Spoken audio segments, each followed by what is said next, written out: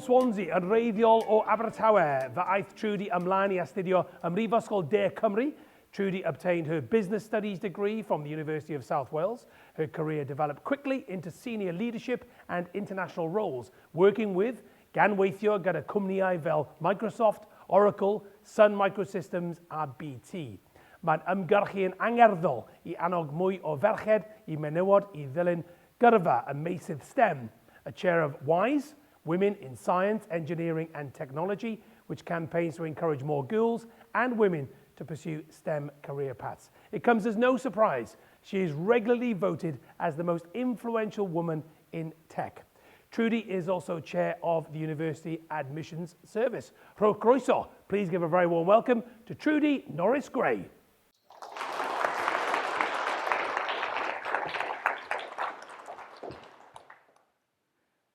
I lived on a windy hill in Swansea. I was one of 8 kids, number 7. Had a wonderful father who was a coalman and a wonderful mother who took in sewing for pen money. Fabulous childhood, always happy, always playing. But as you can imagine, money was short. That became a motivator for me. Now, from that lovely hill, there wasn't such a lovely landscape to one side.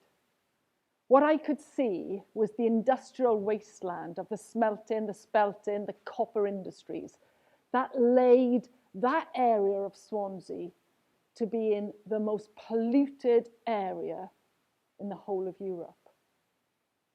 But on the other side, what I could see was the beautiful hills, the beautiful rolling hills of the Brecon Beacons. And those Brecon Beacons seemed to call to me. And right in front of me was our newly built comprehensive school where I went with my family. Never any reason to be late, but my brothers always managed to be. Now, if I think about that landscape and that background, it's a huge contrast to where I live now. I live in Seattle. That's bedazzled by beautiful glass palaces, beautiful tech industry skyscrapers, where I managed to run global business for one of the biggest companies in the world. Now, education was always important to me. I knew it was a ticket to a bright future. Schooling, education, learning came easy to me. I was often top of the class. I liked school.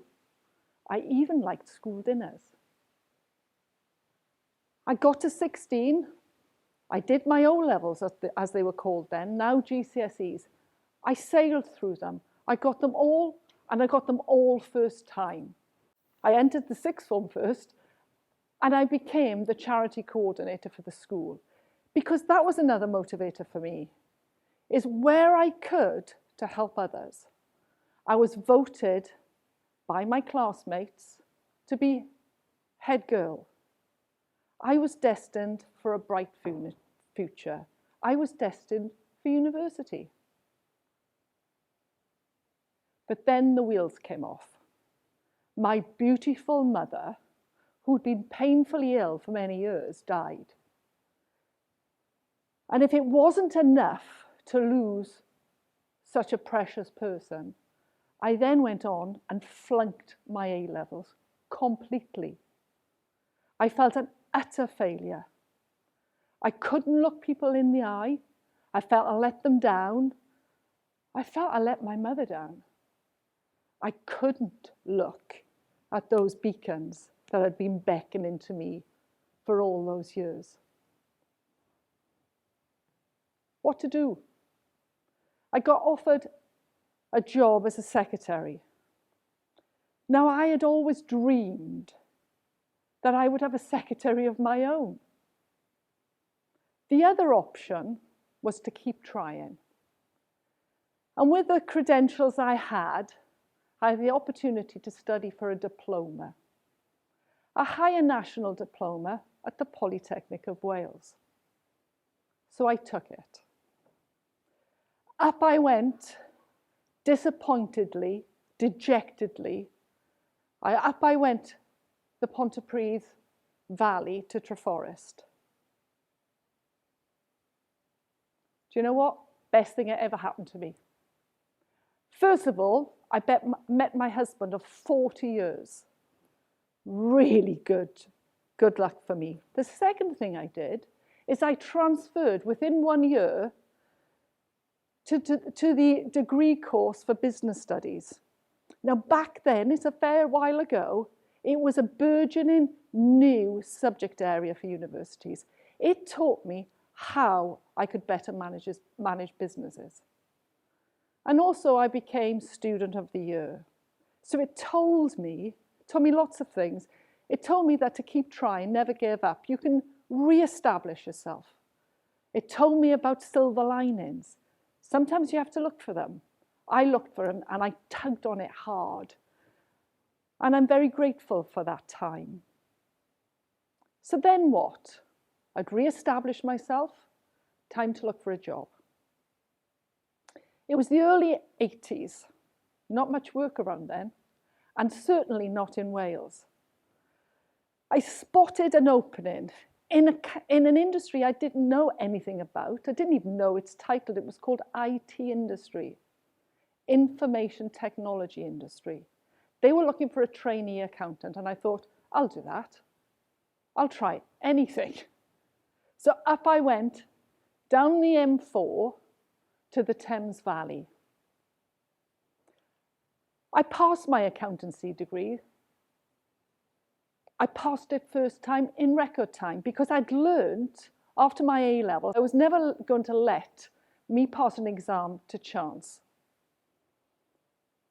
I found myself in a world with interesting people, doing an interesting job and earning good money. I felt I was doing a good job. I was told I was doing a good job. And often managers from other sides of the business would come to me and say, do you fancy working for me? And I was thinking, I'm happy, everything's okay here. I'm not going to take anything to chance. I'm going to stay here.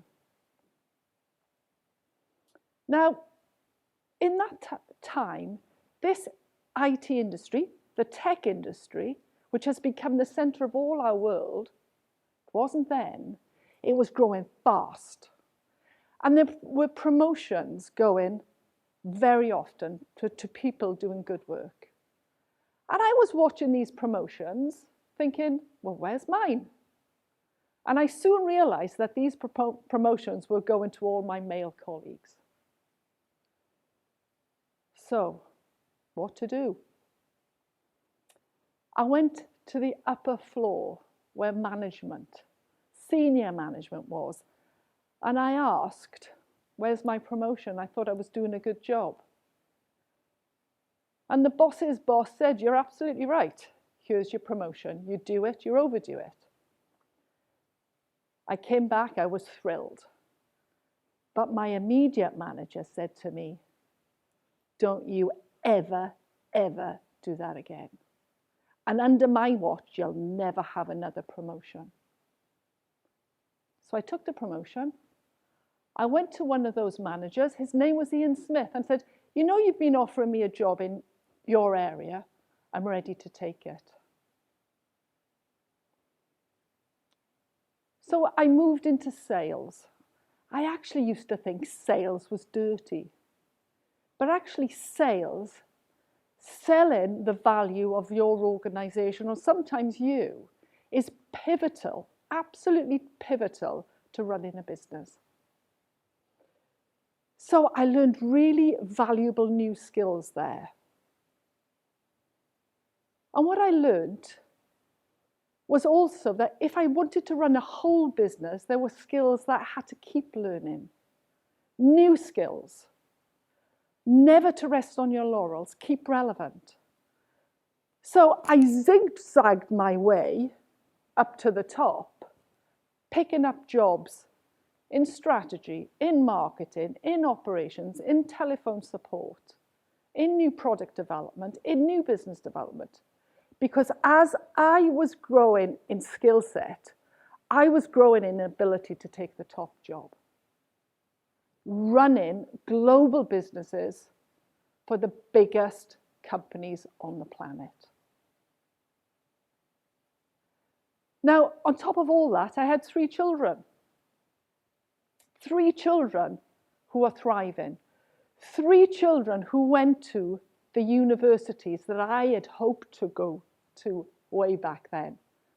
3 children who have gone on to do great things. One's in Europe, one's in Africa, and one's in America. But you know, today I don't think is about me. Today is about you. I say congratulations for being part of the Seren Academy. Congratulations to you, to your families, your friends, and your teachers. The hopes of the future are carried by you. What are you going to do about it? When I think about inspirational figures, one of the persons that comes immediately to mind is Alan Turing. Some of you will know him. Some of you will have seen him played by Benedict Cumberbatch in The Imitation Game. He was a brilliant mathematician, computer scientist. He was a beautiful human being who faced societal challenges and still changed the world. He was the person who helped from Bletchley Park overcome the challenges of World War II. He once said, these are one of the sayings that inspires me. He once said, sometimes it is the people no one imagines anything of who go on to do things no one can imagine.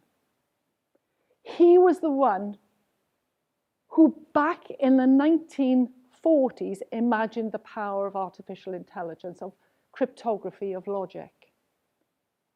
It reminds me that we've all got talent. We've all got capability. We've all got potential. He reminds me that we all have challenges to a greater or lesser degree. We have and should have the belief in overcoming them. He taught me not to give up on your passions, on your beliefs, because you can change the world to a greater or lesser degree. Now, I look around the room and I wonder, which one of you is the next Alan Turing? I'll go to another film that some of you may have seen. Hidden Figures, Katherine Johnson. You remember Katherine Johnson was that African American who went to NASA and initially was rejected by NASA. But she kept going. She got recruited by NASA and she was pivotal in getting astronauts to the moon and back. She overcame challenges. Who's the next Katherine Johnson? Who's the next Bill Gates? That entrepreneur and philanthropist of last century and this century who went against conventional wisdom and believed in the personal computer. Who is the next Ada Lovelace, the daughter of the poet Lord Byron, who back in the 1840s defied social convention and became the world's first computer programmer? Believe it might be you. Believe it will be you. With belief and determination, you can achieve so much. As I said, you carry the hopes of the future. It's your imagination, your belief, your determination that can and will change the world for the better. Whatever leader you are in the future, whether it's for your community, your family, for bigger organizations, you can change the world, little or big. Believe it will be you. Now, I believe, coming from the tech world, that we've only seen a little about the technology advances that are capable of being deployed in society. I think technology is going to be rocket fuel for innovation and for human advancement and well-being. But there are a few other ingredients that I think are important to fold into that. Work together. We are better by working together, taking skills from each other to come up with better solutions. We need to have diversity of thought and background. Fold that into the mix. We need to have belief and grit and determination to deliver at our best. Now, there's another inspirational figure that I'm sure you've all heard of, Nelson Mandela. He was in prison for 27 years and became the first president of South Africa after apartheid. And he said something else that I believe we should listen to and act on. He said, as we let our light shine, we give others the permission to do the same. As we are liberated from our fears, our presence helps others to be liberated too. So help others. Don't step back, step forward. Don't be embarrassed about being good. Be better. You have our hopes. Now, you are part of a special academy, the Seren Academy. I have another challenge for you. I'm going to say it's not where you start in life. It's about where you're going. Dream, imagine your future. Let your light shine forth. Good luck.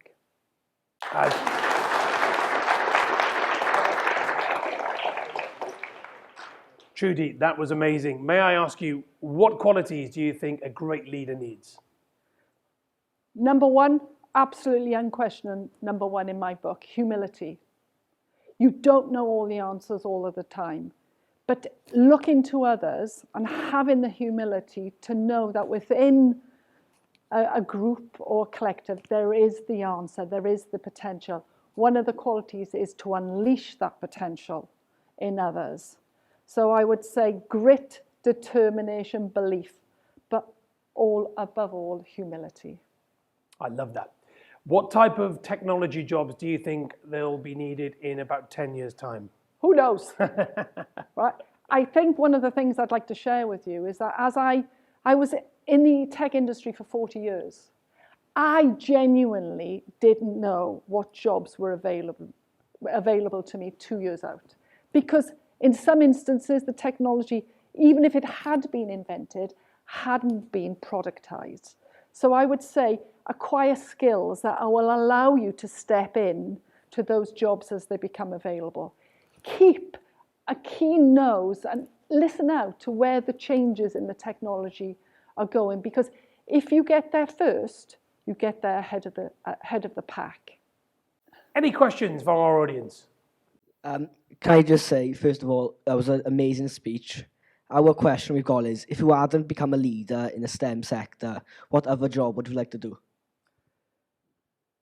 Do you know, one of my children works for the Foreign Office, and he's in the diplomatic corps. I think I'd like to have done that because it allows me to work with a whole host of people, a whole host of nations. And actually what we do is very powerful. That soft power is very powerful. I would have liked to have done that. So politics? Not politics, because it's diplomacy. And I guess it is in service of our nation. And I think it gives me two things. It would have allowed me to travel, and it would allow me to bring the power of Britain to the world. Okay, thank you for your question. I think we have another one before we make our way to the front. Okay, take it away. Hello. What is the biggest risk you think you've ever taken? Wow, that was a really good question. Probably taking the risk on having a family. How about that one? Because way back then, people used to say to me, you couldn't have a career and a family. You'd have to make a choice. And I'm not saying that it wasn't, it was hard work having the two, but it was the belief that having a family was very important to me. Having a career was very important to me. And it was trusting my gut and my grit and determination that saw me through. I love you talking about grit and determination. Fantastic. Two more questions, I think, from the front. Hello. Hello. Did you ever feel bad when you were discriminated at your first job due to your gender? Absolutely, unequivocally, utterly. But you know, back then, I didn't realize how bad it was. Because the way you were brought up, you had your own social scene, your whole setup. But what the mistake I made, if I did make a mistake, and I've made plenty, was not calling it out fast enough. So if anybody does have discrimination or feel unbiased, smile, say, I think I got an issue here, can you help me with it? And you know, too often people are not aware of their own biases, their own discriminations. So the answer is absolutely I did. And to all of us, we have to make the world a better place by calling out bias and discrimination where we see it. Some of us see it before others. Step forward. Amazing. Very, very powerful. And our final question at the front. Hello. You've gone through some challenging obstacles in your life. Have you ever felt like giving up? The answer is yes, for a moment. Just for a moment. And then something kicks in and says, no, we don't need to do that.